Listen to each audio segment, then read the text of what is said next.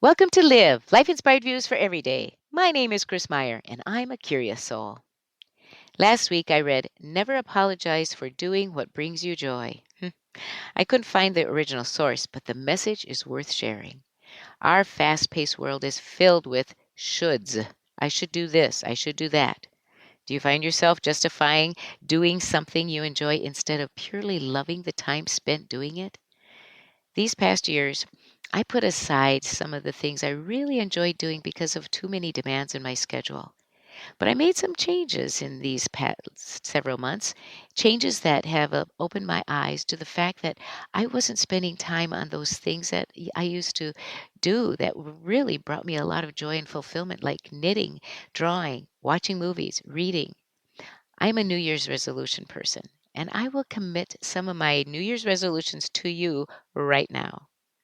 Resolution number one: write and draw every day.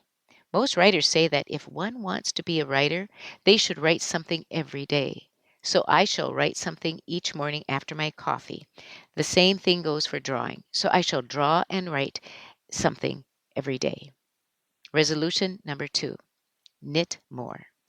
I have a black and green Norwegian sweater that I began knitting about 8 years ago. Then I stopped when my job changed. The sleeves are done, so I will start the bodice and finish that sweater this spring. Resolution number three: watch more movies. I have always found nuggets of wisdom to use in my podcasts or talks from movies. They inspire me because they are stories. So I will work on not feeling guilty if I sit down and watch a movie. And resolution number four: read my facing out books. Remember about a month ago, I shared with you that my bookshelves have many books facing out in to remind me that I still want to read them. I have about 20 books on my bookshelves set out that way. So I will commit to getting them read. I named this my enjoyment list. Do you have an enjoyment list?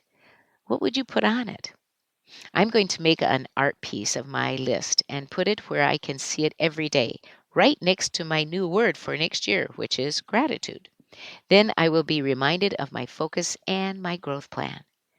I have a bag with a picture of me and Ted Lasso on it that my student Andrea gave to me that I will use as my enjoyment bag to carry with me when moments arise and I have a bit of empty waiting time. Then, instead of doing the dastardly deed of scrolling on my phone, which is never productive or good for any of us, I will reach into my enjoyment bag and enjoy my time. I love the story about Mother Teresa and her novice assistant, who was in charge of Mother Teresa's schedule. Often the novice would come to Mother Teresa apologizing that there was a problem with her schedule.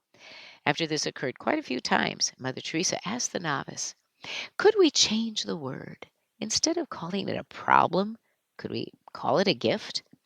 The next time there was a problem with the schedule, they were in an airport, and the novice approached Mother Teresa to once again tell her of the schedule problem. She suddenly remembered Mother Teresa's suggestion to change the word problem to gift. So she went up to Mother Teresa and said, Mother Teresa, we have a gift. The plane will be delayed 4 hours.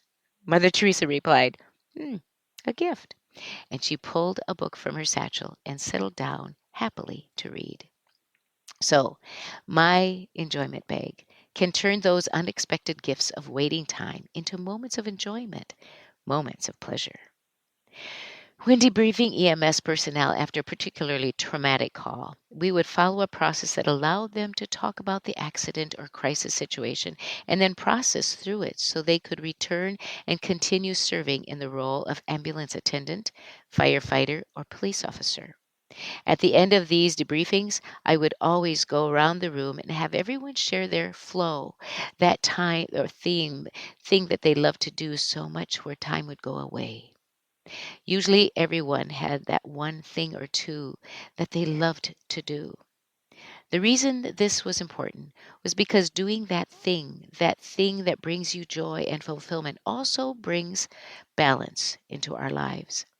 Everything living, be it plant or animal, which includes us humans, innately seeks equilibrium or a state of balance. We have lived a year that seems to include layers of uncertainty. We have often lived in a high state of alert because the news informs us of the potential for crisis nearly every week.